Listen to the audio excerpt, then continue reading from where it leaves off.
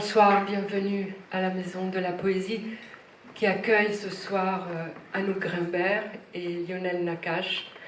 Anouk Grimbert vient de publier aux éditions Odile Jacob Dans le cerveau des comédiens, rencontre avec des scientifiques et avec des acteurs.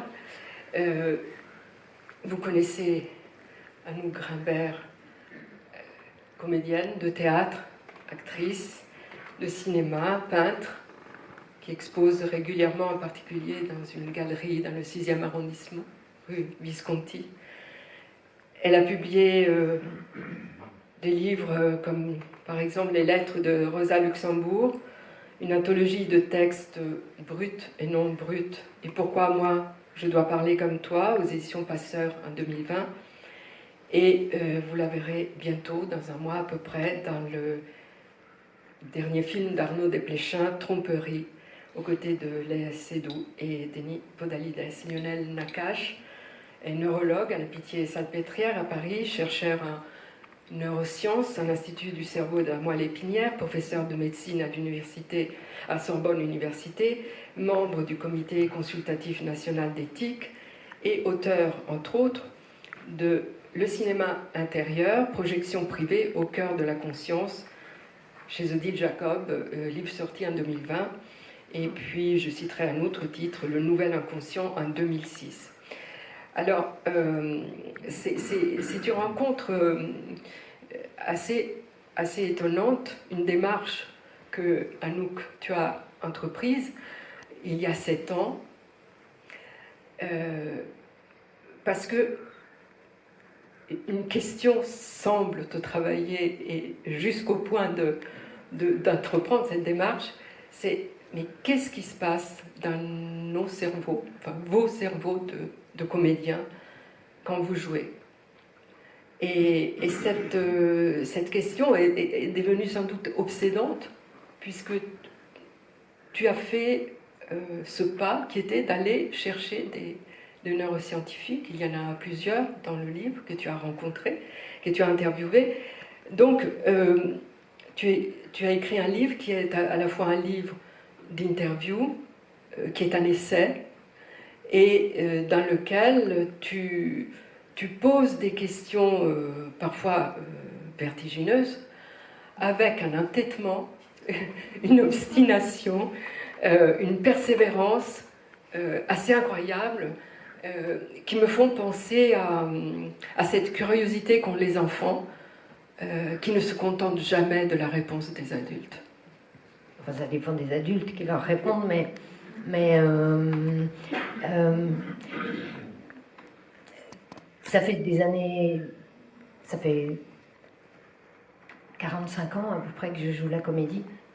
Ça fait 45 ans que je vois d'autres gens jouer la comédie, et je ne pouvais pas m'empêcher, en même temps que je les admirais, ou parfois que je m'ennuyais, je ne pouvais pas m'empêcher de me demander toujours, mais qu'est-ce qui se passe dans les têtes de ceux à qui il arrive ces métamorphoses, d'autant plus quand elles ont l'air si sincères. Et alors, en général, quand on dit dans la vie, mais qu'est-ce qui se passe dans nos têtes, on cherche à l'étage de la psychologie, on cherche ça. Et puis, le hasard de la vie a fait que je me suis mise à lire des livres de neurosciences, et là, on y est dans nos têtes, quoi, on y est profond. Et c'est comme si on avait un accès à soi presque illimité, à travers les travaux de ces messieurs-dames. Et puis, alors, les questions du jeu, moi, oui, je me demandais si j'étais une menteuse, et c'est pas une mauvaise question. Parce que je passe ma vie à tricher, mais est-ce que je triche? Moi, j'avais l'intuition que pas tant que ça. Et c'est pas pour sauver une image de moi ou de la morale ou quoi, c'est que j'avais réellement l'impression d'être beaucoup d'heures par jour et de jours par an traversée par des émotions qui me soulèvent, qui me submergent. Et quand je parle de moi, je fais partie d'un peuple de souris, je parle des acteurs, hein. Et je vois chez les autres qu'ils ils jouent et ils sont joués. Alors, qu'est-ce qui se passe? Comment le cerveau vit la fiction? Comment, quand je crois à une histoire, comment mon cerveau s'empare de cette histoire? Comment, quand on apprend un texte par cœur, par exemple, qu'est-ce que ça veut dire par cœur? Est-ce que c'est juste une expression courante ou est-ce que ça va dans le cœur? Est-ce que ça va plus bas? Ça va où? Ça va... comment les émotions qui vont se rapporter au texte qu'on a appris, qui sont au début que des mots, comment les émotions vont s'accrocher à ces mots-là comme des moules sur une corde, quoi, et monter à la surface, comment on métabolise un texte, comment le corps accepte ça, accepte profondément, parce que au début, apprendre, c'est volontaire, c'est un effort, et puis quand ça a descendu, ce qui remonte ne nous appartient plus à nous, les acteurs. On est dépassé par ce qu'on joue. Et bon, c'est ces questions-là que j'ai posées aux acteurs, principalement des acteurs de théâtre, mais qui font aussi du cinéma. En tout cas, c'est pas des stars. Il n'y a pas de star là-dedans. La star, c'est le cerveau. Et les acteurs, ils me répondaient. Ils répondaient. D'abord, moi, je suis du bâtiment avec eux, donc je peux leur poser des questions qui ne sont pas des questions de journaliste. Je suis pareil que quoi. Il nous arrive des trucs bizarres. Et ils ont répondu très honnêtement, très joliment, avec chacun leur différence. Et puis après, j'avais déjà fait toutes ces interviews et là, j'avais aussi lu beaucoup des livres de Lionel, qui m'a tellement passionnée, et d'autres neuroscientifiques. Et à partir de là, on a commencé à... Je suis allée les voir avec mes questions, et bizarrement, je leur posais des questions sur le jeu, et je crois qu'ils n'avaient pas encore... La neuroscience s'était pas tellement occupée du jeu. Enfin, c'est tout à fait faux ce que je dis. Parce que la neuroscience ne cesse pas de s'occuper du jeu, parce qu'en fait, quand on vit, on passe son temps à jouer. Mais là, je te laisse la parole. Oui, bonsoir à tous. Hein. Donc c'est compliqué en fait, parce que c'est vrai que c'est une aventure, l'aventure d'Anouk de 7 ans, et puis il y a une amitié par-dessus aussi qui s'est créée entre nous. Et c'est un objet à la fin tellement complexe et tellement riche que c'est difficile de savoir par où vraiment l'aborder. Déjà, par exemple, quand vous l'avez vu arriver il y a 7 ans, alors il est vrai que quelqu'un qui a écrit le cinéma intérieur, projection privée au cœur de la conscience, déjà doit être un peu sensibilisé à la question du jeu scénique. Mais quand vous l'avez vu débarquer avec ces questions, qu'est-ce que... Il y a plusieurs choses. D'abord, la première chose, c'est que assez rapidement, c'est vrai, c'est mon souvenir en tout cas, et dans les échanges qu'on a, ça ressort aussi, c'est que j'ai tout de suite perçu quelque chose qui me semblait très important. Je qualifiais ça d'existentiel pour Anouk, de se dire vraiment, je veux comprendre ce qui se passe, quoi. Soyons sérieux une minute, je joue, mais qu'est-ce qui se passe quand je suis quelqu'un d'autre, etc. Et moi, ça m'a tout de suite aussi intéressé parce que il y a plein de facettes. Il y a par exemple notamment cette question du double, en fait. C'est de dire, et cette notion de double, d'être le rapport entre le comédien, l'interprète et le personnage qui va être joué, mais aussi une forme de dualité qui pouvait parfois, dans nos échanges, c'est assez marrant, il y avait même parfois, non pas un procès à inquisition en dualisme, mais souvent un autre qui me disait, voilà, alors moi je fais ça, mais mon cerveau fait ça, donc en créant une sorte de fossé entre... évidemment que c'est une forme de pensée qui peut amener sur une forme de dualisme. Et pourquoi pas le dualisme? On peut en parler, il n'y a rien de tabou. Mais le point qui... Donc moi je me suis souvenir du double. Et cette question du double, elle m'intéresse beaucoup, parce que c'est peut-être un des points d'entrée dans lequel on... Et le cinéma intérieur, en fait, est un livre qui utilise le cinéma, mais qui n'est pas directement sur le jeu, pas du tout, par exemple. Mais l'idée, c'est ce qu'Anouk aussi disait, c'est qu'en fait, peut-être qu'une des raisons pour laquelle ce thème du double et de la dualité est si profondément ancré aussi chez les comédiens et aussi chez les spectateurs que nous sommes, c'est qu'en fait, il y a déjà une forme de dualité entre, si on veut appeler comme ça, la réalité objective du monde, ce qu'il y a autour de nous, et ce que nous en percevons, Ce qui se passe là, c'est déjà en nous une sorte de dualité, c'est-à-dire qu'on a une sorte d'interprétation permanente, en fait, de ce qui nous arrive, et que ce dont nous prenons conscience, c'est un objet très construit, un objet très interprété. Il y a déjà une forme de jeu, on pourrait dire, de la subjectivité avec ce que l'on reçoit. Et de ce point de vue-là, c'est cette histoire du double et de cette dualité. Je trouvais ça intéressant d'explorer ça avec Anouk, avec les femmes et les hommes de l'art du comédien, non pas comme les voyant comme des sortes je sais pas moi, d'une espèce surnaturelle, je crois pas du tout, mais qui puissent tirer des fils de quelque chose qui ressort de la condition humaine, qui se joue chez chacun d'entre nous, mais qui va être pensé, analysé et travaillé d'une manière experte, mais qui parle à tous, pour ces raisons-là. Donc moi c'est ça le départ, c'est le souvenir que j'en ai, et puis c'était plutôt, vous voyez, ces thématiques-là. Parce que au départ, il y avait cette interrogation, comme tu l'as expliqué tout à l'heure, de ce dédoublement, de doublement, de devenir quelqu'un d'autre, mais surtout, il y avait une autre interrogation qui est celle, mais à force d'être quelqu'un d'autre, qu'est-ce qui reste comme trace dans le cerveau? Qu'est-ce qui reste comme... est-ce que ça déteint?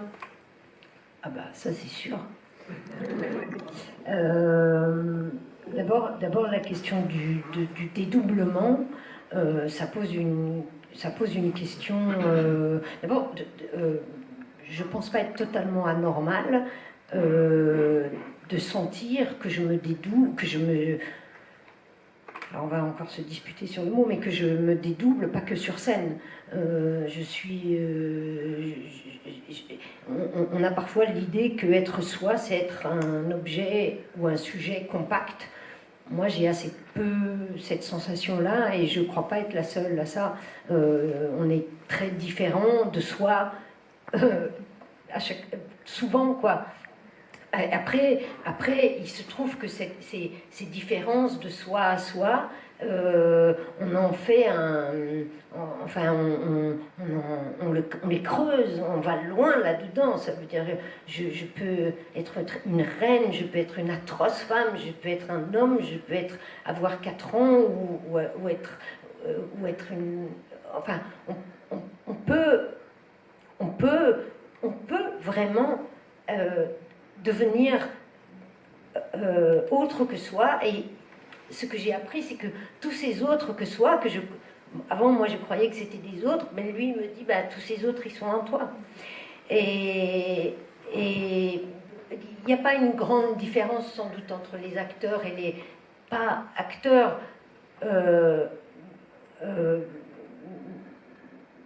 Mais il y a quand même que chez nous, on est vraiment habitué et désireux de quitter le quai de soi. Pas forcément parce qu'on n'aime pas le quai, mais parce que c'est un quai. Et qu'on aime le large.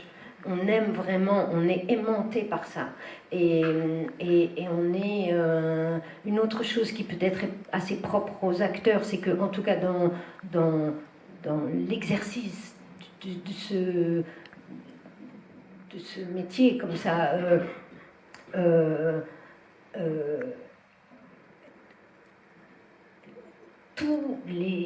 toutes les émotions,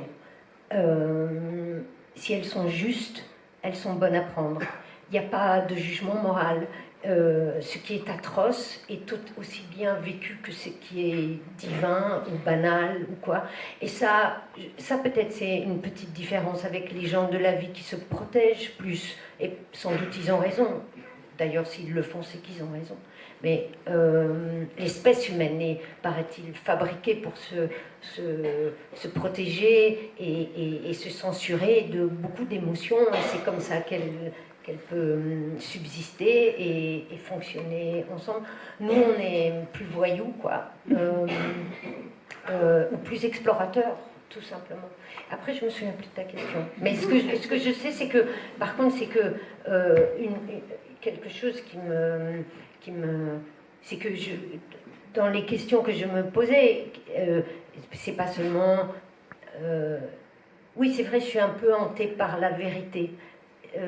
C'est naïf mais c'est comme ça. Et c'est un peu paradoxal pour quelqu'un qui triche beaucoup. Enfin, on pourrait croire que je triche. Et la question du double, elle est... on peut vraiment légitimement se dire, mais finalement, à force d'avoir joué un tel, et une telle, et une telle, et une telle, et d'avoir été ces gens-là, parce que jouer, c'est être. Il y a un peu jouer et beaucoup être. Et quand je suis ça, et ça, et ça, mais alors qui je suis? Moi, qui je suis? Je le sais pas, c'est pas forcément un problème, mais enfin, je le sais un peu plus maintenant. Grâce En fait, aux conversations. Oh, moi, je sais pas, mais vraiment, je sais pas qui est dans la salle. Je sais pas si c'est plutôt des scientifiques ou plutôt des pas du tout scientifiques, mais si vous n'êtes pas porté vers la science, mais mon Dieu, je vous conseille d'y plonger parce que qu'est-ce que ça rend heureux. C'est vrai, mais c'est vrai, ça ouvre les méninges. Il y a des fatalités qui se lèvent. D'abord, il y a de la clarté qui se fait. Et puis c'est très imaginatif. C'est très imaginatif parce que le cerveau est très imaginatif. Et comme il est très imaginatif, on peut imaginer toutes sortes de solutions à la place des portes closes. Je dois dire que je ne suis pas un gourou. Ah non, voilà. Ah oui, non. Et que l'autre aspect, c'est que souvent, quand on se tourne vers les neurosciences ou vers les sciences en général, et parfois de l'extérieur, il y a parfois une attitude qui peut être une attitude pleine de stupeur et tremblement, ou d'avoir l'impression qu'on est face à une sorte de vérité. Nous, ce que nous manipulons, ce sont des choses très simples et très fragmentaires, et c'est pas de la fausse modestie, c'est la réalité. Donc c'est aussi un des éléments de la rencontre, c'est des questions aussi fortes, aussi précises, sur des phénomènes aussi habités que ceux que Anouk rapporte, et que nous, en face, on a ce qu'on a. Donc l'idée, c'est on a peu de choses, mais ces peu de choses, on y tient parce qu'elles sont démontrées, elles sont construites, et du coup, l'exercice, ça consiste à pouvoir s'en emparer. Et c'est ça ce qui, moi, je trouvais intéressant, c'est que Anouk s'est emparé de ces idées-là, et de ce point de vue-là, même vous voyez le rapport général, on pourrait dire, du citoyen à la science. C'est pas le thème de ce soir, mais pour moi, la thématique, elle est importante, c'est que évidemment, on peut devenir scientifique, on peut apprendre les sciences, mais l'autre chose aussi, c'est de décider, je ne suis pas scientifique, mais ce sujet-là m'intéresse, et je vais faire l'effort de m'en emparer, et une fois que je m'en serai emparé, je vais en faire quelque chose. Et ce quelque chose, il a une valeur propre, voilà, qui n'est pas de la science, qui est autre chose. Et bien ça, c'est un exercice, je trouve, qui est absolument unique, et ce terme d'approfondissement. Ouais. Donc voilà, cet aspect-là est aussi important. Et d'ailleurs, ce en quoi le livre est très, très étonnant, c'est que il y a la démarche qui était la tienne, il y a le fait qu'à chaque ligne, pratiquement à chaque ligne, à chaque phrase du livre, il y a une réflexion, une intuition, une idée, une avancée, et puis quand même un retour, parce que tu ne lâches pas ton idée, et donc tu reviens à l'assaut, et puis une écriture, il faut le dire, une écriture, et là si on parle d'imaginaire, d'imagination, c'est vraiment époustouflant. Oui. Alors, ce que je voulais... Tu disais tout à l'heure, Anouk, qu'il y a un peu de jeu et beaucoup d'être. Alors, ça me fait penser à une phrase que te dit Alain Françon, qu'Alain Françon dit aux comédiens. Il leur dit, enfin, sachez que je suis et je ne suis pas. Je joue. Donc ce n'est pas to be or not to be, c'est to be and not to be. Et toi, tu trouves que l'équilibre entre les deux, c'est quand même beaucoup d'être et un peu de... Enfin, le jeu, selon ce que dit Alain Françon, c'est quelque chose qui est au-delà de être et ne pas être. C'est autre chose. Quand tu travailles avec Alain Françon, si tu ne fais que jouer, il va te dire reprends. Si tu commences à être, il te dit ça commence. Et si tu oublies que tu joues, il te dit reprends. oublie pas que tu joues. Parce que c'est aussi un metteur en scène qui nous fait traverser dans des enfin, comment dire, on est traversé par des émotions vraiment parfois tumultueuses, et si on perd pied, si on se laisse trop prendre par, je sais pas, des chagrins, par exemple, un chagrin d'amour enfin, les vrais tumultes intérieurs, comme on a tous. Si on se laisse trop prendre, bah, par exemple, concrètement, un chagrin, si on est trop pris par ça, ben on pleure, ben c'est pas très intéressant. C'est plus intéressant un acteur. Enfin, d'abord, si on veut vraiment rendre justice aux gens qu'on joue, parce que quand on joue des personnages, ben pour nous c'est simple. Enfin, vous êtes très compliqué. Mais par exemple, vous, les gens, s'ils ont un chagrin, les gens les plus touchants, c'est pas ceux qui vont, c'est ceux qui vont le cacher. Donc pour nous, un acteur, il faut qu'il fabrique du chagrin, enfin il faut qu'il fabrique le chagrin sans qu'il soit fabriqué, et ensuite il faut qu'il lui fasse barrage, parce que parce que ça sera ça l'émotion artistique, c'est de voir une personne qui se connaît pas elle-même, comme vous, comme moi. Donc, ben le chagrin, moi je peux te faire un faux chagrin là, mais ça, on s'en foutra quoi.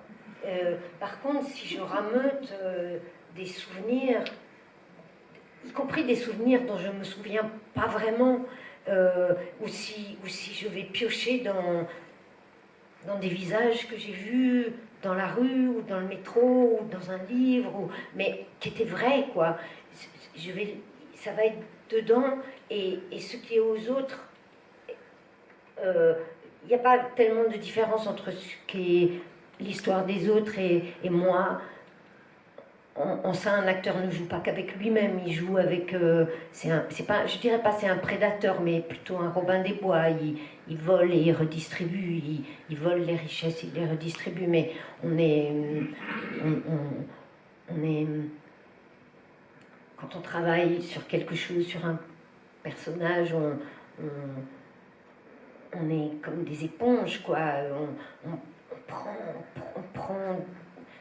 On est gorgé des émotions du monde, et ces émotions-là peuvent venir de ma vie ou de celle des autres, mais c'est ça l'empathie quasi délirante qu'on a, nous. L'empathie, normalement, dans la vie, elle a des limites. Que la nature a voulu pour qu'on ne soit pas contagieux tous les uns aux autres. Apparemment, les acteurs peuvent acceptent profondément que ce qui arrive à l'autre leur arrive dans un temps limité.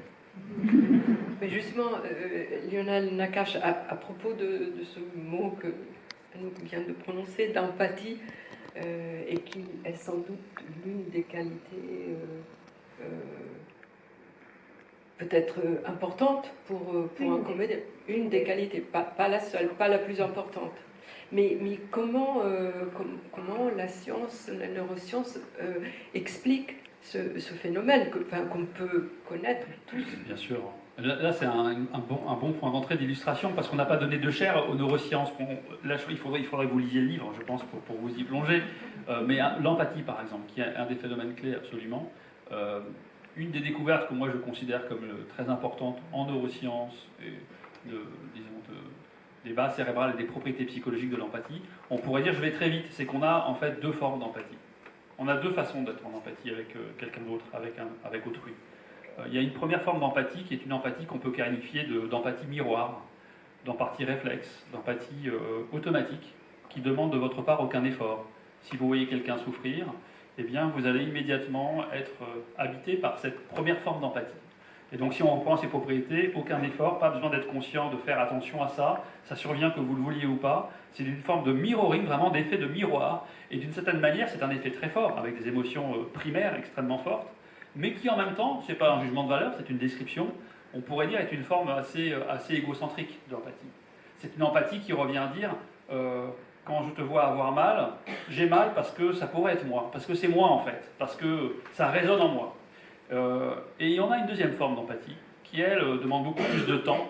Alors beaucoup plus de temps à l'échelle de la psychologie de la perception.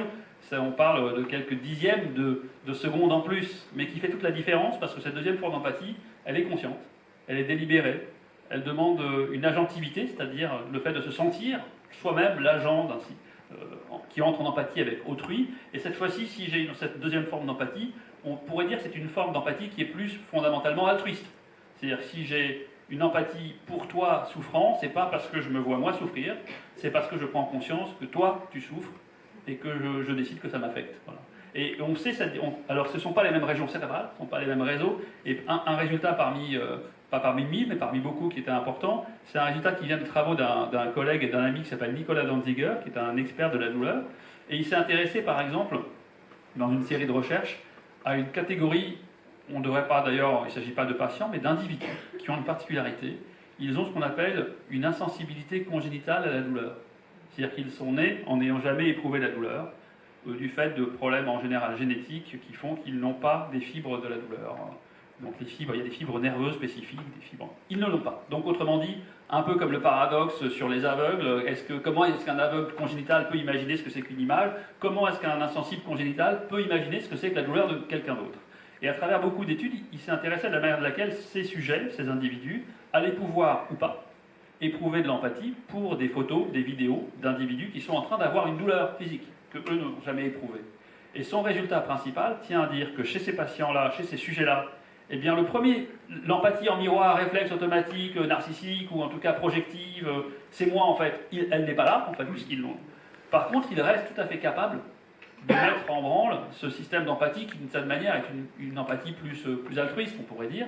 Et donc ça, voilà, si on prend ce résultat-là, moi je pense, et c'est aussi un des résultats qui me passionne dans l'exploration des comédiens, c'est que je pense que, comme Anouk le dit, les comédiens ne sont pas clivés du monde et les comédiens ne sont pas tous les mêmes. Et je pense qu'il peut y avoir une sorte de continuum, de type, de différentes manières de jouer. Et donc dans le rapport au public, au spectateur ou à un personnage, peut-être que là aussi on peut avoir une gamme de comédiens qui vont plutôt résonner avec la première forme d'empathie, ou plutôt avec la seconde, et du coup on retombe sur la question de la sincérité, on retombe sur la vieille question du paradoxe sur le comédien de Diderot, pour lequel Anouk donne sa propre solution qui est passionnante à la fin, voilà, à la fin du livre, et tous ces éléments-là, et sur le thème du double. Donc tous ces éléments sont intercalés, et de ce point de vue-là, c'est assez passionnant parce qu'une des dimensions qu'on n'a pas donnée, et je prends pas longtemps la parole, mais c'est ce thème du double, une des solutions de cette histoire du double, et est-ce que je suis sincère, et comment expliquer que si je joue 100 fois la même scène, je vais encore éprouver une sincérité, et je vais pouvoir laisser transparaître quelque chose, c'est la dimension du temps. C'est qu'en fait, le double, et c'est là-dessus qu'on a beaucoup échangé, je ne crois pas qu'on ait deux êtres conscients au même instant, je crois que ce n'est pas possible. Par contre, on peut être deux êtres conscients différents l'un après l'autre. Et l'un après l'autre, c'est-à-dire que cette succession dans le temps, cette dualité dans le temps, elle permet ici d'introduire un autre résultat fondamental, et qui mérite vraiment d'être pensé, c'est que quand vous vous mettez dans une posture consciente, c'est-à-dire vous décidez délibérément de faire quelque chose, vous avez le droit, mais si vous le faites, ça va déclencher en vous des choses dont vous n'aurez pas le contrôle, parce que ça va influencer des processus non conscients. Donc il y a une sorte de boucle dialectique. Vous décidez consciemment quelque chose, je vais être triste, et vous le faites, et vous le travaillez avec l'effort, avec le temps, avec tous les critères de l'effort conscient en fait. Mais en faisant ça, si vous le faites, et si c'est votre métier, etc., vous allez pouvoir vous transformer dans la capacité à exprimer quelque chose que vous êtes incapable d'exprimer directement volontairement. Donc vous voyez, il y a une sorte de boucle. Vous vous mettez dans un état A conscient, ça va influencer beaucoup de processus cognitifs non conscients qui sont sensibles à votre posture consciente, qui font qu'ensuite, quand vous vous exprimez, vous êtes capable d'atteindre un état que vous n'êtes pas capable d'atteindre uniquement par le fait de décider de le jouer consciemment. Alors vous allez dire, ce qui s'exprime, c'est sincère, c'est pas sincère, eh bien c'est né de cette boucle. Je décide de me mettre dans cet état, et ensuite j'exprime quelque chose que je suis incapable de générer tout seul, en fait. Et donc, cette sincérité, elle résonne pour moi sous cet angle-là. Vous voyez, une sorte de danse, de ballet avec soi, à travers cette expertise. Et cette question du double, justement, c'est quelque chose sur laquelle enfin, pas chipotez, mais sur laquelle, comme je disais tout à l'heure, Anouk, tu as tendance vraiment à ne pas lâcher. C'est-à-dire, bon, on a beau me dire que je ne suis pas deux, parce que le résultat de toutes ces rencontres, de toutes ces conversations avec les neuroscientifiques, c'est ça. Non, tu n'es pas deux quand tu joues, quand tu entres et sors d'un personnage. Mais tu dis, donc tu contestes un peu quand même. Et alors que Lionel Nakache explique que c'est l'un après l'autre. Et que même si c'est un film, le temps, c'est quand même l'un après l'autre. Alors, moi, je me demandais, est-ce qu'il y a un interrupteur? Enfin, comment on fait? Comment on fait? Vous avez raison, mais une fois de plus, hein, c'est quelque chose qui stimule l'échange, la discussion. L'idée, c'est pas un dogme, ce que je défends comme idée, mais c'est que ça renvoie aussi à cette question du conscient et du non-conscient. Indépendamment d'un prisme psychanalytique ou freudien ou autre, etc., qui peut être discuté. Mais une des particularités de la conscience, justement, c'est que quand nous sommes conscients de quelque chose, il y a une forme d'unification de notre vie mentale sur ce quelque chose. Alors que lorsqu'on pense à des pensées inconscientes ou des états inconscients, ils sont marqués par une multiplicité, une sorte de... Si on prend une métaphore un peu simpliste, informatique, on dirait qu'il y a un traitement massivement parallèle. Donc plein de choses qui fourmillent chacune dans leur coin. La foule inconnaissable, comme tu disais, des choses inconscientes. Alors que quand on est conscient, on est sacrément cohérent en fait. Et toi? Oh non, pas moi. Mais voilà, on est au cœur du débat. Mais et c'est toujours une question, c'est de savoir quand on essaie de penser à nos propriétés mentales, et on est tous dedans, je veux dire, il y avait un neurologue de la Salpêtrière qui s'appelait Laplane, qui avait écrit un livre qui s'appelait La bouche dans le bocal. Je crois que ça s'appelait comme ça. Ouais. C'est-à-dire, bon voilà, vous avez beau être scientifique, dès que vous êtes dans une posture subjective consciente, vous êtes dedans, vous êtes dans le bocal, donc de toute façon, d'arriver à en sortir, on n'est pas, de la même façon que je ne crois pas que les comédiens aient un statut particulier, et les scientifiques non plus, on est tous de la même affaire. Oui, mais toi, par exemple, alors le poisson dans le bocal, tu vois, eh ben, nous, quand on est dans la loge à 8h du soir, eh ben, il y a 2 bocals et il y a un poisson. Et le poisson, il va devoir sauter d'un bocal à l'autre. Ça, je suis d'accord. Oui, mais tu sautes de l'un à l'autre, il y a une sérialité, t'es pas les deux en même temps. Quoi. Voilà. Tu te dédoubles pas dans 2 bocaux. D'accord. Parce que Lionel, quand même, pendant 8 ans, m'a dit non, tu n'es pas double et tu n'as pas 2 cerveaux. Et alors que moi, je me disais que j'en avais au moins 2 pour faire ça, parce que sinon, je ne voyais pas comment. Et surtout, par exemple, un des neuroscientifiques qui s'appelle Laurent Cohen donne une définition du moi, de nos moi. Il dit... moi, je sais que je suis moi, ou toi, tu sais que tu es toi, parce que tu as un nom, tu as une biographie, tu as une histoire, tu es dans un corps, tu le vois, ton corps, et tu es dans un espace que tu vois, et en gros, c'est ça. Hein. Et alors je lui dis, d'accord, ok. Et alors quand je suis une dame du XVIIIe siècle, qui est dans un château lugubre, et que mon corps n'est plus mon corps tellement il est corseté, et qu'il me fait marcher et penser comme cette femme-là, je crois, en tout cas m'en approcher vraiment, et que ce que je vois, moi, c'est pas le théâtre du XXe siècle dans lequel je travaille, mais c'est le château lugubre, et que moi, je réponds plus à Anouk. Anouk, elle est plus là. Je réponds à Elisabeth. C'est ça mon nom. Et mon intérieur, mon dedans, la vie dans laquelle je me bats, c'est pas ma vie. C'est la vie d'une autre femme qui m'habite absolument, beaucoup plus que ma vie. Ma mère pourrait être morte le soir même, je m'occuperais d'Elisabeth, ou Elisabeth s'occuperait de moi. Alors qui est moi à ce moment-là? Et je lui disais même, parce qu'un des trucs que les neuroscientifiques disent qui moi, m'intéresse beaucoup, quoi. Alors, c'est trop... Bon, ils disent que, par exemple, que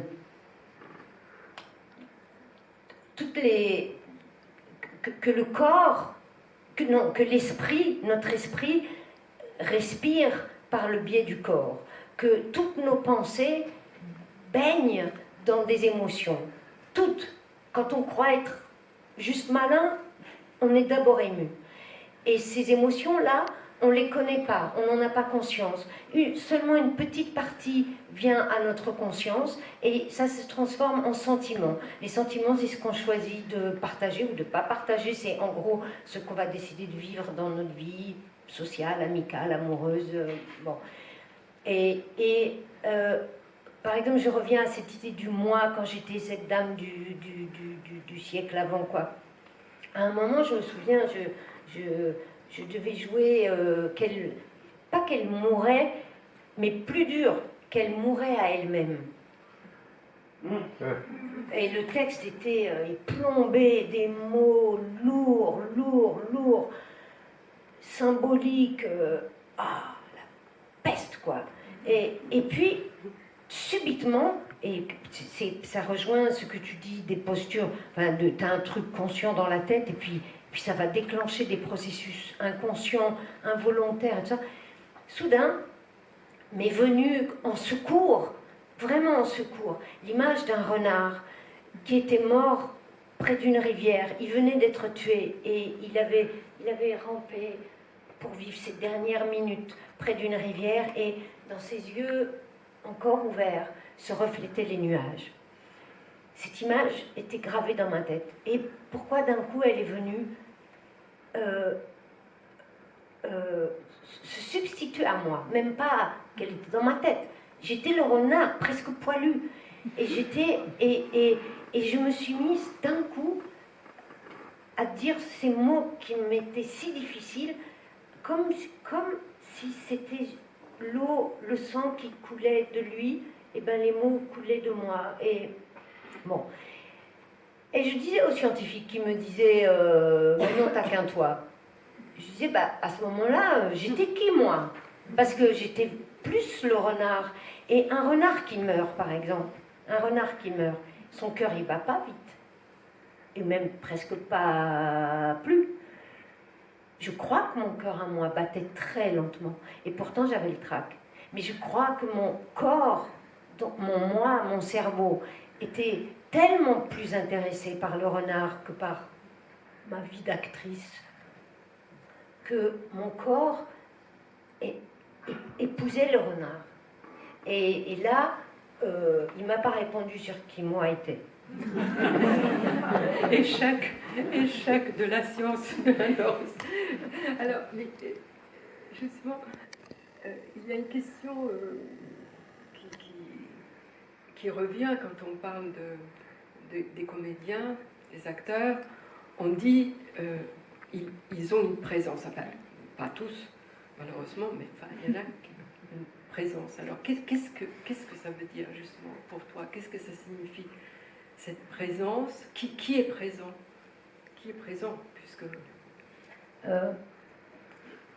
Je crois que c'est des gens qui acceptent d'être au présent. En fait, c'est pas du tout usagé. On est tous dans le présent, mais on n'y est pas. On projette, enfin, on fait plein de trucs, quoi. Et être présent, c'est être... il y a quelque chose qui a à voir avec la simplicité. Qui est ça aussi, en fait, on s'aperçoit qu'on l'est rarement, ni dans la vie, ni évidemment dans notre métier. C'est ce qu'il y a de plus dur. Et être présent, c'est être je sais pas, dans une sorte de synchronisation avec soi, mais un soi qui n'est plus vraiment soi. Donc et puis c'est être présent au texte, mais pas non plus pesant à lui. Par exemple, les neuroscientifiques savent que, enfin, ils ont étudié, par exemple, ce que dire des mots faisait en nous. Et c'est fantastique, parce qu'en fait, les mots, on lit le mot citron, et immédiatement, le toucher, le goût, l'odorat, tout ça s'active de façon automatique, avec des souvenirs de citron. Par exemple, il y a des expériences qui ont été faites où on donne à lire un texte où le mot vieillesse ou des mots qui ont à voir avec la vieillesse revient très souvent. Et les scientifiques ont vu que les personnes qui ont lu ces textes ensuite marchent plus lentement. On sait que les mots nous teintent. Et notre métier à nous est d'être teinté.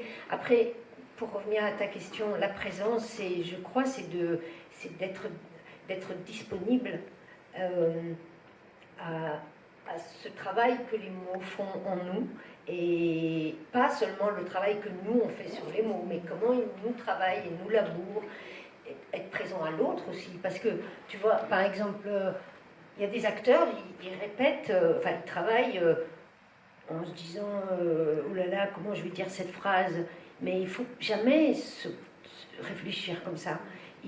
Si tu es avec l'autre qui te parle et que tu sais pas ce qu'il va te dire, parce que dans la vie tu sais pas ce qu'il va te dire l'autre.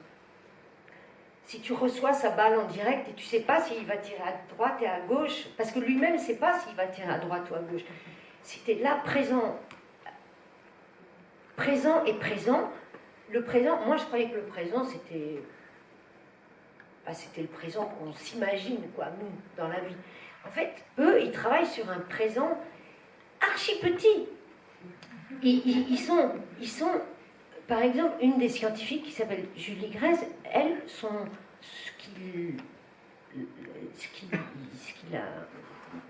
qui l'anime, quoi, ce qu'elle cherche depuis des années et des années, c'est qu'est-ce qui se passe à la seconde des rencontres, qu'est-ce qui se joue, qu'est-ce que je vois de toi dans la façon dont tu penches le visage, quand tes jambes sont croisées, tout ça qui est de la communication,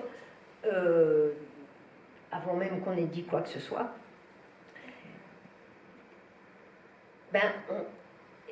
Le jeu, même avant je ne le savais pas, cette histoire des 300 millièmes de seconde, mais pourtant je me souviens depuis des années par exemple que je me dis le plus dur à faire c'est d'entrer, mais je savais pourquoi.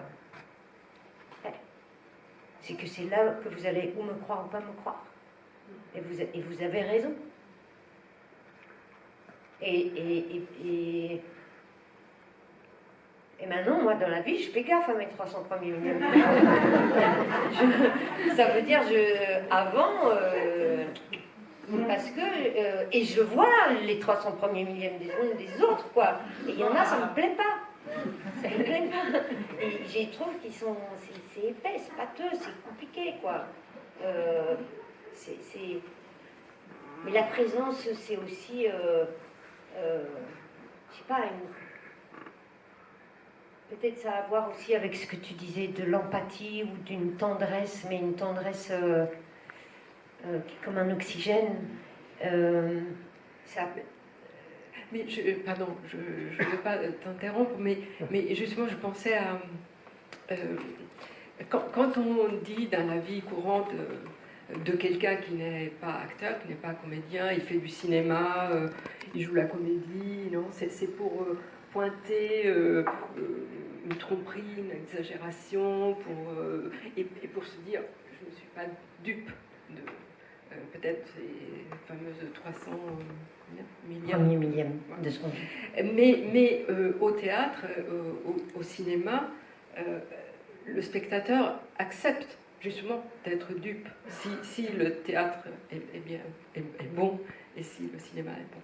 Et ça me fait penser à quelque chose qui avait été écrit par un poète anglais du début du 19e siècle, Coleridge, qui parlait de la suspension consentie de l'incrédulité. C'est-à-dire que quand vous êtes en train de lire un livre, si le livre est bon, ou de voir une pièce, si elle est bien jouée, eh bien, vous consentez à ne pas être sceptique et à accepter. Donc, c'est vrai. Mais même Lionel, dans nos premiers entretiens, je lui demandais, mais parce que je m'intéressais aussi pour ce livre à ce que vit le public. parce que j'avais aussi l'intuition que le public ce n'est pas que des sorties culturelles qu'il fait, et je voulais savoir qu'est-ce qu'il vient là chercher et qu'est-ce qu'il trouve parfois. Et je demandais à Lionel dans nos premières rencontres, est-ce que tu crois que si un spectacle est réussi ou un film, est-ce que tu crois que les émotions que le public ressent sont vraies? Et il me dit oui. Dans la coque, enfin je te laisse le dire, mais que dans la coque du faux, parce qu'on voilà, on sait tous que c'est une histoire, on assiste à une histoire, on a acheté un ticket pour la voir, ça, voilà, on le sait. Mais si le contrat est rempli par ceux qui sont... Alors il y a un pacte très intérieur, très profond, qui fait que non seulement les émotions sont vécues par le spectateur, mais même il joue avec nous.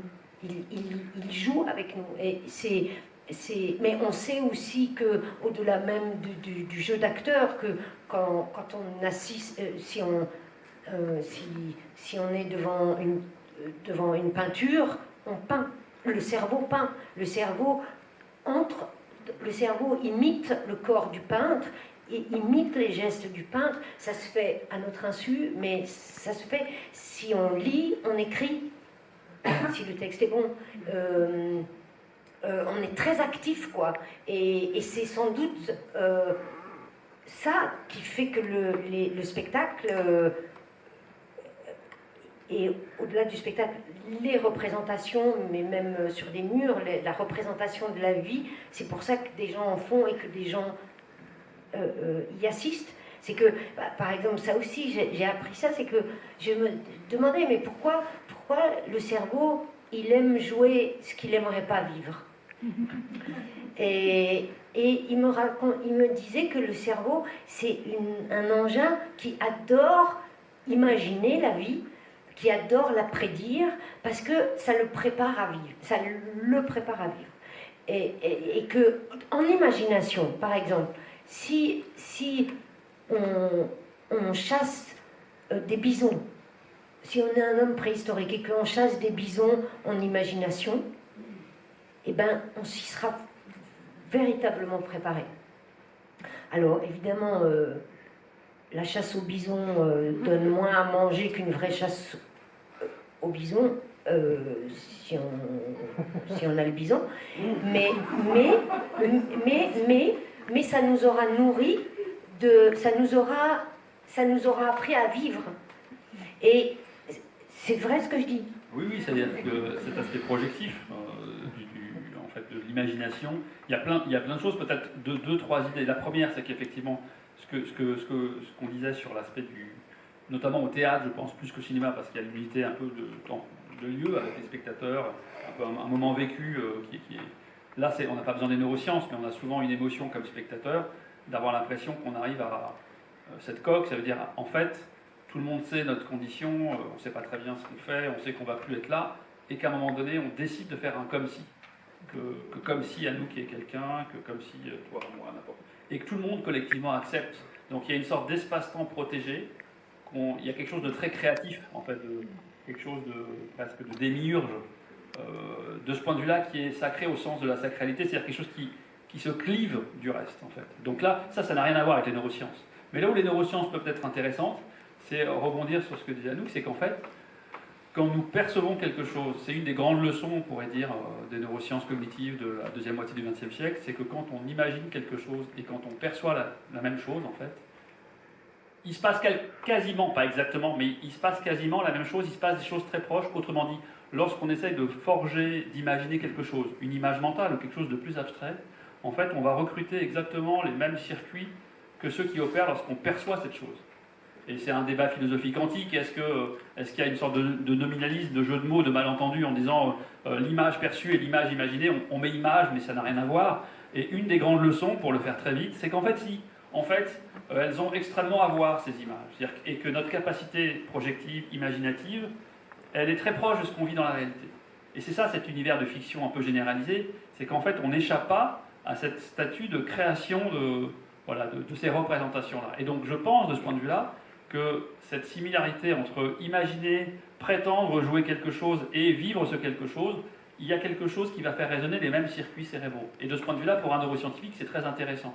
Peut-être l'autre argument que je voulais rapidement jeter comme idée, qui n'est pas directement lié, mais qui moi m'intéresse aussi, c'est que pour plein de raisons, et notamment dans ce cinéma intérieur dont vous parliez, je proposais l'idée, sans aucune préciosité ou disons mégalomanie, mais je pense qu'on peut proposer que, vous savez, le rapport qu'on a à l'art en général. Moi j'aime bien les grandes questions et rien n'est naïf, on peut être ridicule, c'est pas grave. Hein, l'art, en fait, souvent avec Aristote et tout, souvent on a cette tradition de dire que l'art c'est l'imitation du réel. Pour plein de raisons que j'essaie de développer dans le cinéma intérieur, j'ai l'impression que notamment pour les arts visuels, mais plus que ça, que l'art, on pourrait faire presque un pas de côté, c'est pas directement imiter le réel, c'est imiter la manière de laquelle nous percevons le réel, ce qui est très différent. Alors évidemment, comme notre perception du réel fait quand même partie de la réalité, c'est pas hors sujet, c'est juste plus précis et moins de malentendus. Mais si on fait comme ça veut dire que de ce point de vue-là, reconsidérer le métier d'Anouk devient passionnant, parce que quand un peintre va imiter le réel, alors il va vous faire de la peinture dynamique, rupestre, et on va aller jusqu'à la perspective, on va décider de jouer ou pas avec cette perspective, on va utiliser, comme Léonard de Vinci, le flou, qui va nous permettre de pouvoir imaginer plusieurs choses sur la même chose, etc. On va aller évidemment à l'impressionnisme, etc., etc. Bref. Mais le tableau est le média artistique. Et là où le jeu devient quelque chose de singulier, c'est que le média est humain. C'est-à-dire que la personne qui doit me faire ressentir l'émotion que je vais voir lorsque quelqu'un va jouer telle scène, eh bien c'est une personne qui elle-même a son monde fictionnel qui tourne à ce moment-là.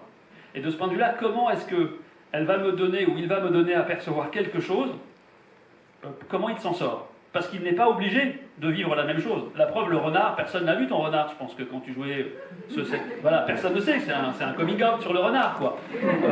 Et ben du coup, là, il y a quelque chose de singulier, c'est qu'en fait, le comédien, la comédienne, comme c'est lui qui est le média de cette expérience qui vise à me donner à voir ce que je perçois du réel dans telle ou telle situation émotionnelle ou vécue d'un humain, ça devient complètement vertigineux, voire schizophrène, c'est d'où le double. C'est comment la personne se débrouille, et étant donné qu'elle n'échappe pas à sa propre condition humaine, pour devenir le média de ce quelque chose qui doit restituer quelque chose qui n'est pas nécessairement ce qui va être vécu. Et là, ça devient vertigineux.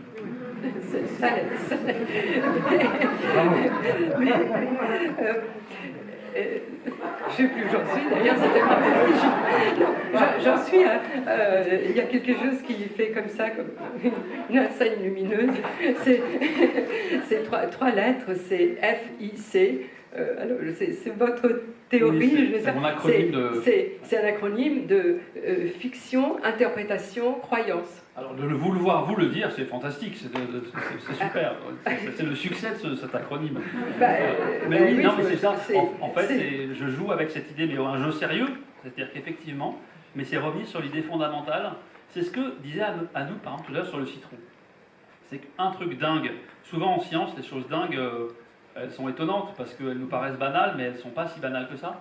C'est que lorsqu'on perçoit quelque chose, par exemple, si vous avez, je sais pas, moi-même ce verre, là, posé, ce verre, eh ben, quand vous prenez conscience, et on retombe sur les 300 millisecondes, en gros, pour prendre conscience de quelque chose, ça vous prend à peu près 3 dixièmes de seconde, pour dire il y a un verre. Mais ce qui est dingue, c'est que quand on prend conscience de quelque chose, c'est pas une sorte de, vous voyez, d'enquête à la Sherlock Holmes, de dire ah, il y a un objet transparent avec quelque chose à un niveau liquide qui est posé, ah, ça doit être un verre. Ça prend plus de 3 secondes, alors. Exactement. Parce que ce dont vous prenez conscience, c'est immédiatement un objet qui est interprété, qui fait sens pour vous. Et en fait, ce processus-là, il a 3 grandes dimensions, qui sont cette notion de fictionnalisation, même dans les opérations les plus banales. Alors ensuite, on peut s'intéresser, aller sur un divan, s'intéresser à des fictions complexes, mais juste ouvrir les yeux sur le monde, où vous êtes déjà dans la fiction élémentaire, et il y a des processus interprétatifs, d'où le I, c'est-à-dire qu'en permanence, notre cerveau va faire des paris, et tout ce travail procède de manière largement non consciente, mais influencé par votre passé, par votre expérience, par vos connaissances, parce que vous avez appris consciemment, d'où le balai entre conscient et non conscient. Et puis, croyance, c'est-à-dire qu'on a un degré d'adhésion à nos pensées. On peut se dire qu'a priori, il y a de fortes raisons de penser qu'on est vraiment ce soir la maison de la poésie, qu'on est trois, etc. Mais on peut exercer ce sens critique. Et on peut parfois avoir une adhésion plus ou moins marquée avec nos contenus mentaux. Et parfois, s'il se passe quelque chose, si pendant que je parle avec vous, vous changez complètement d'identité, je veux dire, il y a eu un piège en coulisses, il y a une caméra cachée, quelque chose. Bref, on peut exercer un sens critique sur ce qu'on pense. Et donc c'est pour ça que les trois grandes dimensions, c'est cette fiction, cette interprétation, croyance, et l'idée c'est de jouer avec cette théorie un peu générale qui nous permet d'unifier la perception, l'imagination, le rêve, l'hallucination, la mémoire de soi, et in fine même toute notre vie consciente, elle répond à ce schéma narratif. Et c'est pour ça effectivement que dans ce cadre-là, pouvoir échanger avec Anouk, c'est parce que là on résume un peu 7 ans, mais c'est assez marrant. Il y a un souvenir sur lequel j'étais revenu, je ne crois pas que ce soit dans le livre, mais une fois Anouk m'avait envoyé une photo, et je ne sais pas si tout le monde a en tête, vous savez, moi ça m'a pensé à ça, le film des frères Cohen, Fargo, qui est un film absolument génial. Et donc elle m'a envoyé une photo, mais qui était, vous savez, il y a une policière, il y a les policiers gradés qui sont complètement cons, qui n'ont rien compris à ce qui se passe, et puis il y a cette policière qui persiste, qui formule ses hypothèses, et puis à un moment donné, il y a une sorte de schéma d'hypothèse avec tous les éléments de ce scénario un peu complexe, cette histoire. Et en fait, c'est ça, tu avais envoyé une photo avec des trucs de Laurent Cohen, avec des trucs à moi, des trucs de comédiens. Et on voyait vraiment cette ténacité de construire une pensée propre là-dessus. Mais ce que Lionel raconte du verre, déjà c'est fascinant, mais le verre n'est pas profondément impacté par les fictions que tu te fais sur le verre. Voilà. Oui, non, quand je vous dis qu'elle ne lâche pas. Alors que ce qu'il vient de dire, évidemment, ça vaut pour toutes les relations humaines qu'on a tous les uns avec les autres et avec la vie entière. Et là, ça fait sacrément cogiter, quoi. Parce qu'on se dit, le verre, je le vois, je verrai jamais le verre, je verrai que l'image du verre. Bon, mais je te verrai jamais, tu me verras jamais. Tu as affaire qu'à une image et affaire qu'à une image, et mon image est pleine d'a priori, pleine et idem avec toi, ce qui explique pas mal de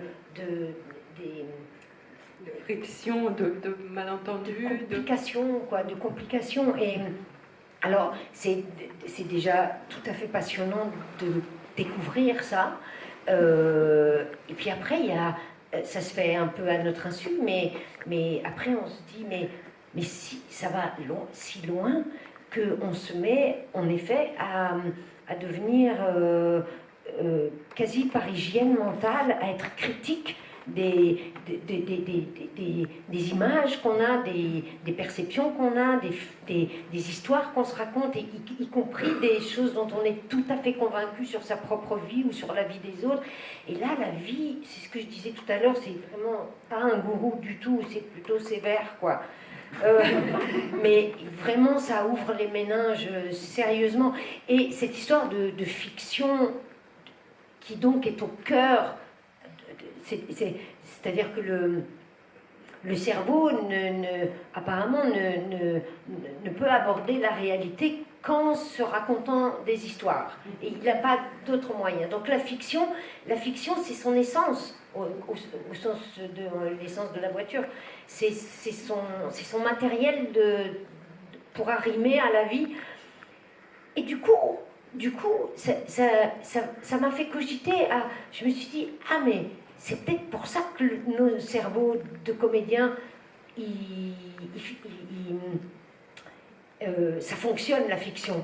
C'est qu'en fait, notre cerveau, acteur ou pas acteur, notre cerveau ne manipule que de la fiction. Donc si on lui donne du Molière, du Shakespeare, du Marivaux, ou même un produit plus quotidien et contemporain,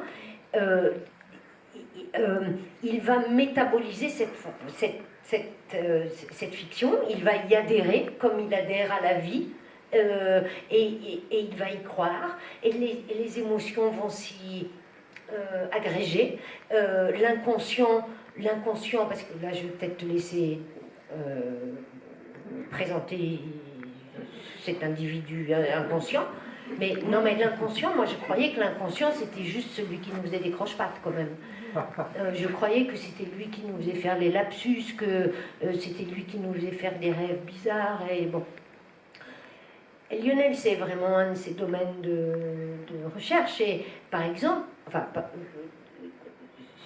je me sens mal placée pour en parler, mais bon, j'ai le droit aussi. Par exemple, l'inconscient, moi je ne savais pas qu'il savait lire, compter. Par exemple, je crois que c'est des expériences que tu as fait, mais on donne à lire 5-6 mots de genre vallée, chocolat, myrtille, et puis on injecte dans cette liste de mots un mot qui a une consonance un peu violente comme guerre. Mais ces mots sont présentés au public, enfin pas au public, aux gens, quoi, ou je sais pas comment on dit ça, bon, au sujet de l'expérience. Ils sont présentés si vite que le conscient n'a pas le temps de les lire. Et bien, qui les lit, et surtout, qui se rend compte qu'il y a eu le mot guerre et qu'il y a du danger? C'est l'inconscient qui a eu le temps de le lire et qui en a informé en bas là où ça a peur. Et du coup, il y a le cœur qui tape et les scientifiques lisent le cœur qui tape.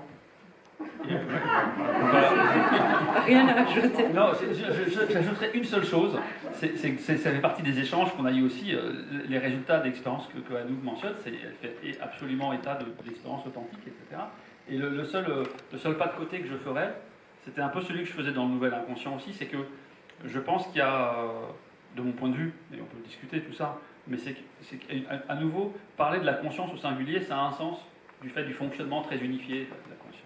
Et en fait, ce qui m'apparaît à moi comme une erreur conceptuelle parfois, je ne parle pas d'Anouk, mais en général, et bien avant, c'est de projeter sur la vie mentale non consciente cette propriété de singularité, au sens singulier, de la conscience.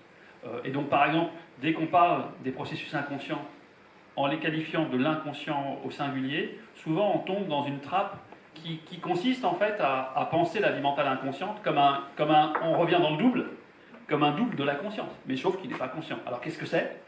Et cette critique-là, elle avait été même énoncée il y a très longtemps, même à l'époque de Freud, par exemple, il y avait Janet à Paris, Pierre Janet, qui avait fait cette critique à Freud en disant voilà, mais votre construction dans la première topique, et après, ce dont vous parlez de la vie mentale inconsciente, ça revient à construire une sorte de conscience double, et que ça, à mon sens, il y a peut-être eu une erreur, tout le monde fait des erreurs, tout compris évidemment, mais de projeter sur la vie mentale inconsciente. Et donc quand Anouk parle, en l'écoutant, je suis tout à fait d'accord sur l'aspect qu'effectivement, et ça c'est un scoop génial, c'est qu'en fait, on n'a pas besoin d'être conscient pour accéder à des interprétations élaborées de sémantique, de symboles culturels que vous avez besoin d'une transmission socialisée pour apprendre à lire. Et bien ça, une fois que vous l'avez appris consciemment, et bien ça peut procéder de manière non consciente. Simplement, il ne présente pas la singularité.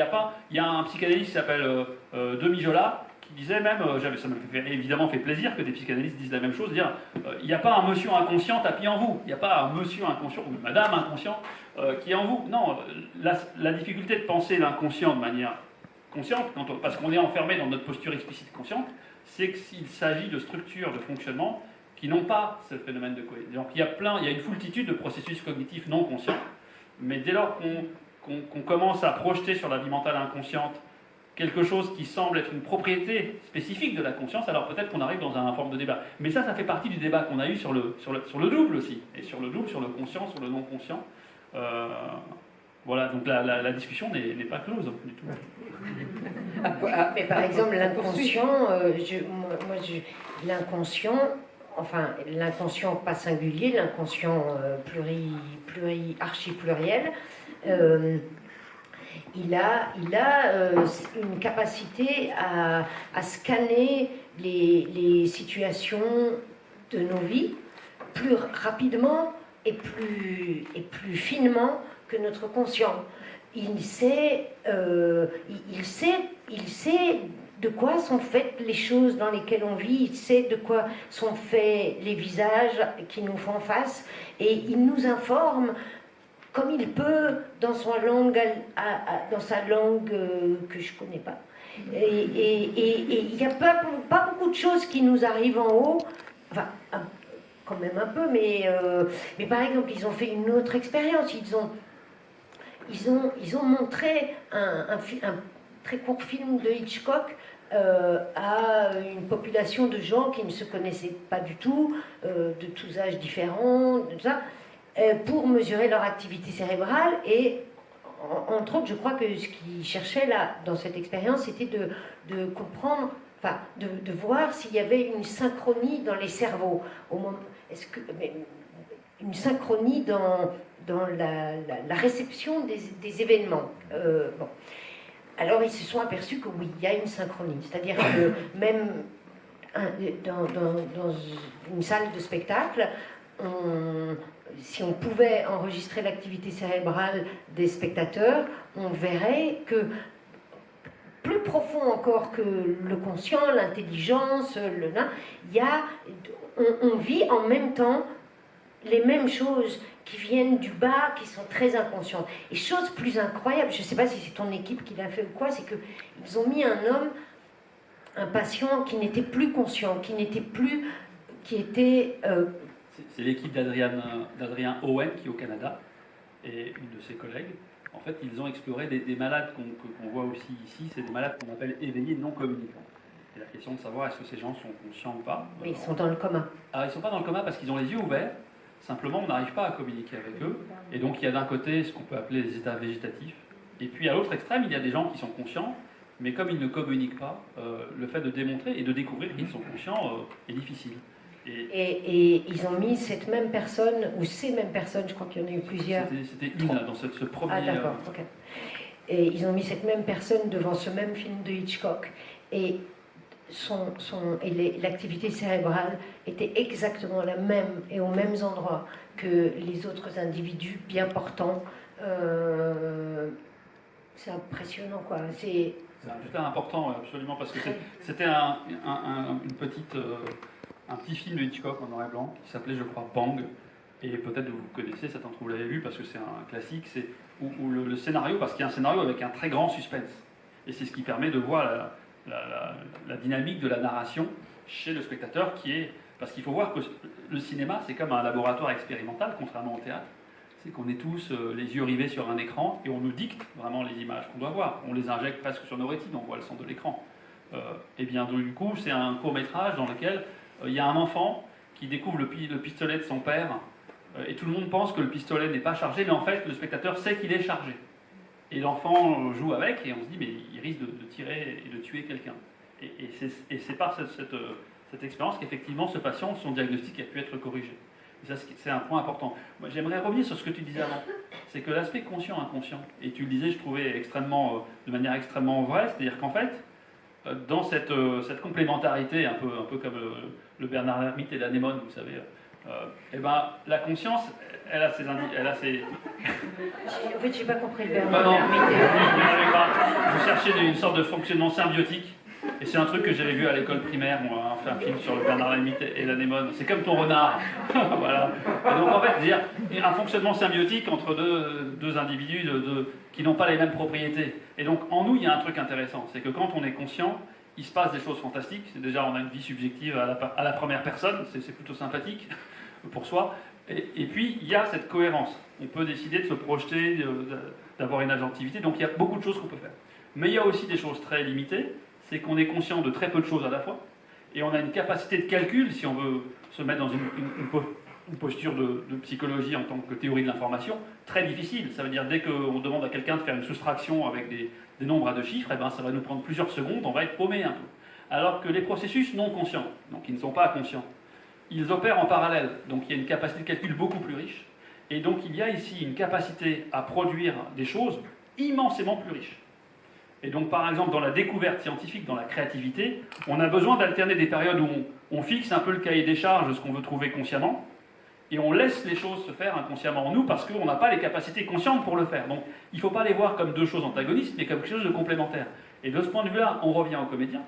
Et je pense que le comédien, la comédienne, se donne un cahier des charges, se donne un apprentissage, une expertise, mais qui va être capable, si elle le fait bien, de déclencher en toi des choses non conscientes, qui ont une capacité de calcul autrement plus diabolique et qui vont permettre de faire émerger des choses qu'on ne sait pas faire consciemment. D'où on revient sur cette histoire de sérialité et des temps conscients et non conscients, et où je pense que pour moi, l'art du comédien illustre ça. Mais est-ce qu'on peut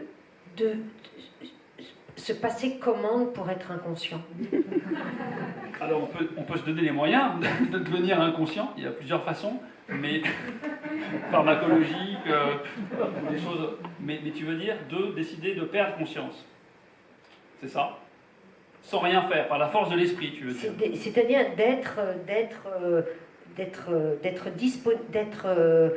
d'être disponible à l'inconscient.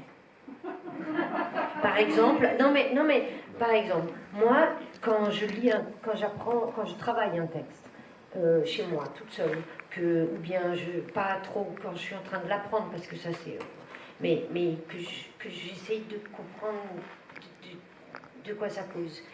Eh ben, je m'aperçois que d'abord que je peux rester 4-5 minutes sur 2 mots, et que ces 4-5 minutes, je réfléchis pas, c'est quelque chose qui se dilate.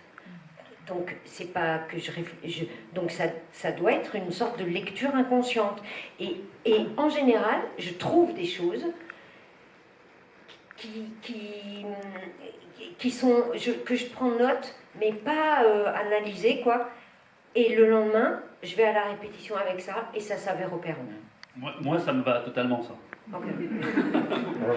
Pourquoi? Parce que ça revient sur il y a une sorte de recette de la créativité qui a été découverte il y a longtemps déjà, notamment un Américain qui s'appelait Wallace, un grand mathématicien français qui s'appelait Jacques Hadamard, qui est parti aux États-Unis pendant la guerre et qui a fait aussi de la psychologie de la créativité scientifique. Et au début, leurs travaux se recoupaient.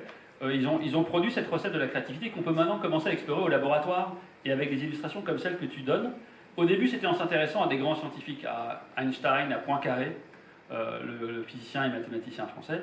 Et à chaque fois, on a tous, et puis dans la vie de tous les jours, on a tous ce que tu viens de dire. C'est-à-dire qu'à un moment donné, il y a quelque chose que vous cherchez, ou un problème qui vous turlupine, vous n'arrivez pas à trouver la solution.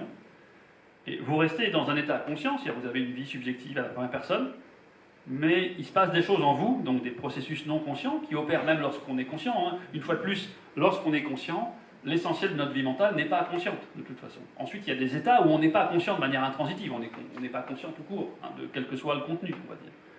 Qu'est-ce que ça veut dire intransitif? Ça veut dire, souvent, on utilise pour la conscience cette notion un peu qui vient de la phénoménologie, de dire que quand on est conscient, on est toujours conscient de quelque chose. Donc on distingue la question de l'état de conscience. Est-ce que je suis dans un état conscient, quel que soit le contenu? C'est ça ce que je vais appeler intransitif. Ou on s'intéresse à comment ça se fait que je sois conscient de ce contenu et pas d'un autre. Donc même lorsqu'on est dans un état conscient, il y a énormément de processus dont on n'a pas conscience, qui ne sont pas le contenu de notre conscience. Et cette recette de la créativité, elle vous montre qu'en fait, ça marche dans la vie de tous les jours, et dans ce que tu dis, je pense que c'est une illustration pour moi, en t'écoutant, c'est très parlant. Il faut une phase de préparation, donc il faut d'abord penser consciemment à un problème, comme les mots que tu lisais, tu dis « je veux les lire », mais en général, ça ne suffit pas à résoudre le problème. Il faut une deuxième période qui est une phase d'incubation. Et l'incubation, c'est soit en ayant les choses sous les yeux, mais ça peut être aussi d'aller se balader dans la rue. Le mathématicien Poincaré, je ne suis pas mathématicien, mais il y avait un truc qui s'appelle les fonctions fuchsiennes, il pensait depuis des mois, etc. Et puis à un moment donné, il met le pied sur la marche du bus, et il a l'idée qui surgit à la conscience. Et on a tous ça, on a tous des trucs, pas les fonctions fuchsiennes, mais on n'a pas des choses qui vont changer notre vie à nous, même si ça ne change pas la vie de la science ou du monde. On trouve un problème, et comme tu dis, on ne sait pas d'où ça vient. Et ça, c'est du coup, il y a eu la préparation, l'incubation, il y a la phase d'illumination, le Eureka, et puis la phase de finition, c'est qu'on vérifie quand même que ça marche, qu'on ne s'est pas planté. Et que ces 4 trucs, même le mot sur le bout de la langue, quand vous cherchez un mot, d'abord il faut le chercher pour le trouver, si vous ne le cherchez pas, vous ne le trouverez pas. Et puis s'il ne vient pas, souvent il faut penser à autre chose, et puis il revient, et puis on vérifie que c'est bien le bon mot qu'on voulait faire. Donc de la relativité générale au mot sur le bout de la langue, il y a une même recette mentale qui opère. Et de ce point de vue-là, du coup, ce que tu dis, je trouve, est extrêmement parlant, c'est qu'on a besoin, là aussi, quand on a ça, on voit un dialogue en nous, entre ces processus conscients, non conscients, qui sont à l'œuvre. Et qui finirait par vous mettre d'accord, presque. On ne cherche pas nécessairement à être d'accord. Non, parce que c'est reparti pour quelques années encore. Quand tu disais tuer ton cerveau, tu viens aussi de raconter que il y a tant de choses dans ton cerveau qui ne t'appartiennent pas que tu ne peux pas vraiment dire tu es ton cerveau. Alors, ça dépend ce que tu appelles tu.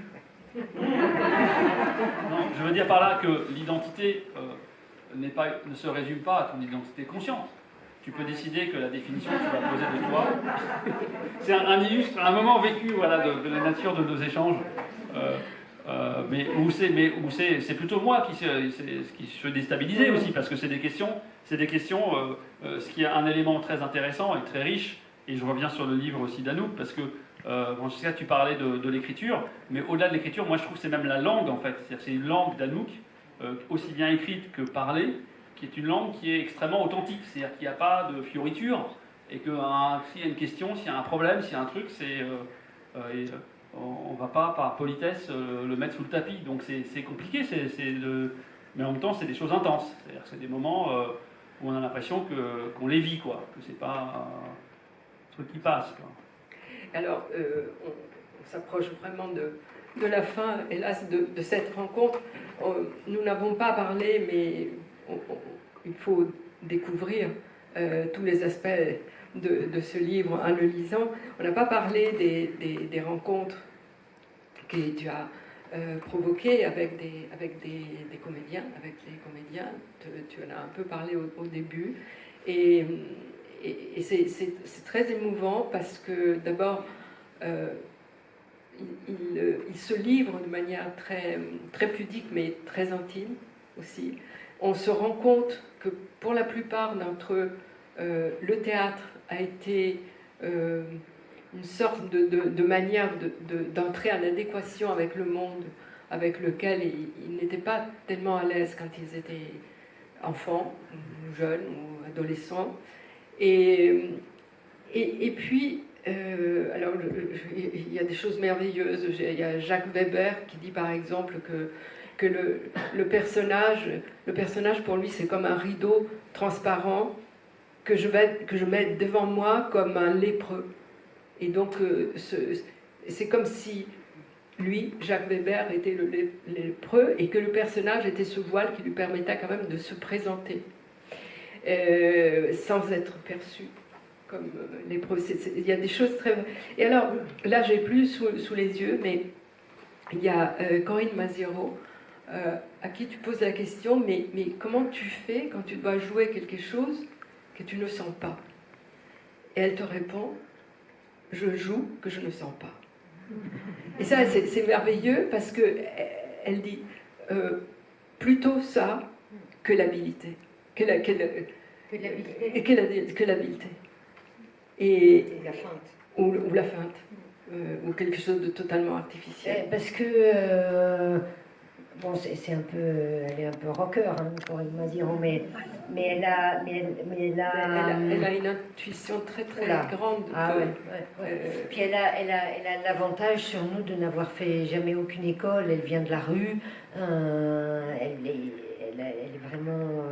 Enfin, c'est vraiment un accident de parcours qu'elle soit devenue actrice. Et elle n'a donc pas appris les codes. Elle n'a jamais été à l'école. Par exemple, pour elle, c'est tout à fait anormal sur une scène de jouer face publique. Pourquoi être toujours face publique? On est souvent de dos dans la vie. De dos, c'est pas... Je sais pas, elle a une liberté avec les codes que nous, on a moins parce qu'on est plus civilisé, plus éduqué et tout ça. Donc elle a beaucoup à... Je trouve qu'elle a une place très précieuse avec les autres comédiens qui, pour la plupart, sont passés par des écoles et qui donc sont... comment dire, sont des... Ils ont été polis, quoi, polis comme un caillou. Elle, c'est... Et je sais plus ta question. Non, ce n'était pas une question, c'était une manière juste d'évoquer cette partie du livre qui est très, très importante. Et parce que aussi, ce qu'on n'a pas dit, c'est que justement le livre est fait de ce tressage à la fois des dialogues avec les neuroscientifiques, des dialogues avec les comédiens, de tes propres réflexions, idées, relances, etc. Et que tout ça est tissé... est tissé de manière très, très serrée, très intense et très... oui, aussi parce que effectivement il y a des découvertes. Non, mais parce que c'est comique le cerveau. C'est vrai, naturellement comique. Et oui, on finit par... On finit par...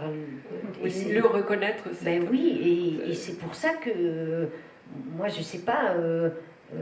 enfin, comique, c'est pas qu'on se tape des barres, mais c'est que... c'est que... comme le cerveau est un peu branquignol, vous imaginez que c'est quand même juste une petite éponge dans une boîte noire. Il fait beaucoup de trucs, cette éponge, dans sa boîte noire. Elle fait des fusées, elle fait des ordinateurs, elle fait des trucs hyper compliqués, mais elle se trompe. Tout le temps. Elle croit que... Elle confond la réalité et l'imaginaire, elle se trompe. Et c'est trop délicieux de le savoir en soi, mais c'est extrêmement délicieux de le savoir pour soi. Ça change la vie. Merci beaucoup.